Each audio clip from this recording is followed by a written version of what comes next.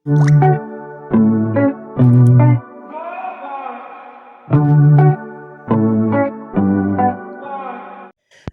বন্ধুরা, সুস্মিতাস রেসিপিতে তোমাদের সকলকেই স্বাগত। আজ আমি একটা নিরামিষ রেসিপি শেয়ার করব।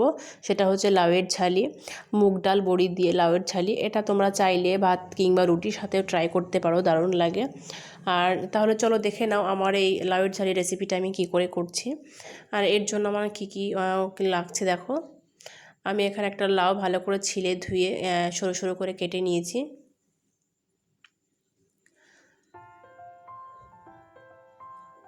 আর আমি এখানে দেখো 100 গ্রামের মতো মুগ ডাল নিয়ে নিয়েছি। আর নিয়েছি কয়েকটা বড়ি, পরিমাণে অল্পই নিয়েছি। আর নিয়েছি দেখো আদা বাটা।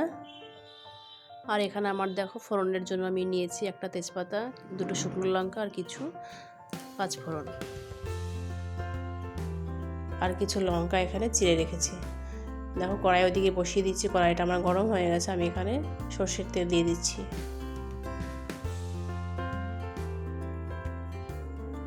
এবার আমি বড়িগুলোকে ভেজে নেব।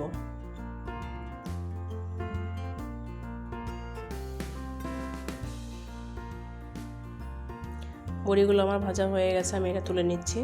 দেখো আমি এটা তুলে একটা বাটিতে হালকা গরম জলে এটাকে ভিজতে দিয়েছি, তাহলে খুব তাড়াতাড়ি বড়িটা নরম হয়ে যায়। ওই তেলের মধ্যে দেখো আমি আরেকটু তেল দিয়ে দিচ্ছি। খুব বেশি তেল কিন্তু আমি ব্যবহার করছি না।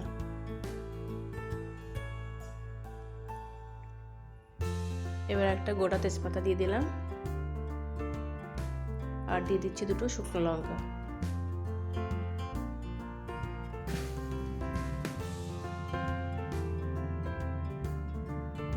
এবার পাঁচফোড়নটা দিয়ে দিলাম, দিয়ে এটা হালকা নাড়াচাড়া করে নেব। ফোড়নের কালারটা যতক্ষণ না চেঞ্জ হচ্ছে ততক্ষণ আমি এটা হালকা নাড়াচাড়া করবো। পুরোটা এটা কিন্তু আস্তে আস্তে লো ফ্লেমে করতে হবে। দেখো আমার কালারটা চেঞ্জ হয়ে গেছে। আমি যে মুগ ডালটা রেখেছিলাম সেই মুগ ডালটা আমি এখন দিয়ে দেবো। দিয়ে এটাকে এইভাবে লো ফ্লেমে আস্তে আস্তে নাড়াচাড়া করতে হবে। বেশি কিন্তু ভাজা যাবে না, মুগ ডালটা হালকা ভাজতে হবে। মুগ ডালের দেখো কালারটা যখন হালকা চেঞ্জ হবে ততক্ষণ পর্যন্ত ভাজতে হবে। এবার যে আমি কয়েকটা দেখো লঙ্কা চিড়ে রেখেছিলাম সেই কয়েকটা আমি এখানে দিয়ে দিচ্ছি। আমি কিন্তু আমার পরিমাণ মতো দিচ্ছি, তোমরা যে যেরকম ঝাল খাও সেরকম দেবে।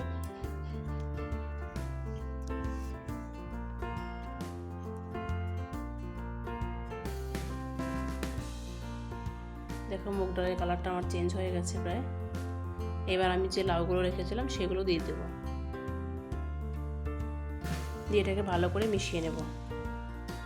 লো ফ্লেমে এইভাবে আস্তে আস্তে এটাকে নাড়াচাড়া করতে হবে। দেখো আমি মিশিয়ে নিয়েছি। এবার আমি এখানে দিয়ে দিচ্ছি স্বাদ মতো লবণ।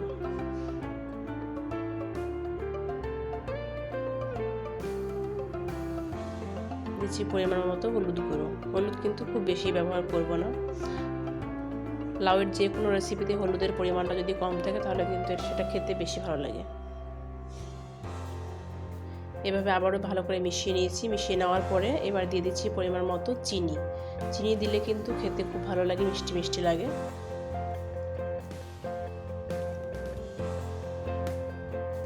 দিয়ে আবারও আমি এইভাবে 1 মিনিট মতো নাড়াচাড়া করে নেব।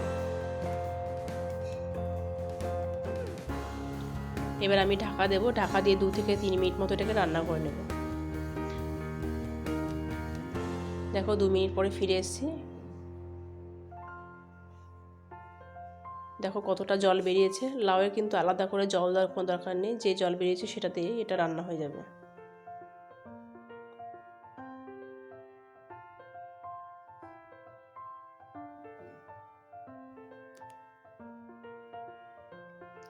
এবার আমি আর ঢাকা দেব না। এবার গ্যাসের ফ্লেমটা আমি একটু বাড়িয়ে দেবো, হাই করব। দিয়ে এইভাবে আরও 2 মিনিট মতো এটাকে আমি রান্না করব।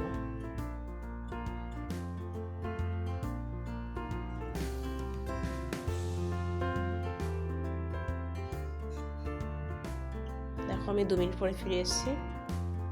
আমার জলটা অনেকটাই কমে গেছে। এবার যে বড়িগুলো রেখেছি সেই বড়িগুলো আমি হাত দিয়ে ভেঙে দিয়ে দেব। বড়িটা দিলে কিন্তু দেখবে লাউয়ের ফ্লেভারটা খুব ভালো আসে, খেতে ভালো লাগে।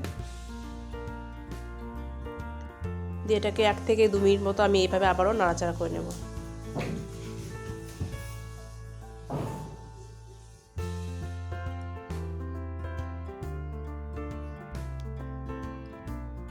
দেখো আমার অনেকটা শুকিয়ে গেছে জলটা।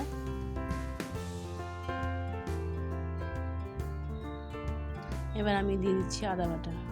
আদা বাটাটা কিন্তু আমি লাস্টেই দিচ্ছি, কেন আমার আদা বাটা লাস্টে দিলে খেতে ভালো লাগে, ফ্লেভারটা খুব ভালো আসে। দিয়ে এটাকে ভালো করে মিশিয়ে নেব 1 থেকে 2 মিনিট মতো। আবারও আমি এইভাবে নাড়াচাড়া করে নেব।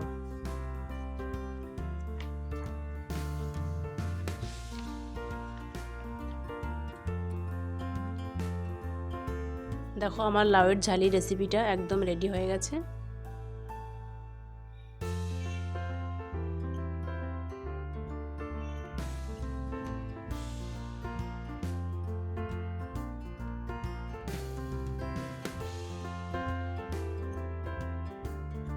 চলো তাহলে আমি এটা তোমাদের সার্ভ করে দেখাচ্ছি। এই রেসিপি যদি তোমাদের ভালো লাগে তাহলে তোমরা অবশ্যই ট্রাই করো, আর কেমন লাগলো আমাকে কমেন্টের মাধ্যমে জানিও। আর তোমাদের প্রিয়জনদের সাথে শেয়ার করতে ভুলো না। এরকম নিত্য নতুন রেসিপি পেতে আমার চ্যানেলটিকে সাবস্ক্রাইব করো।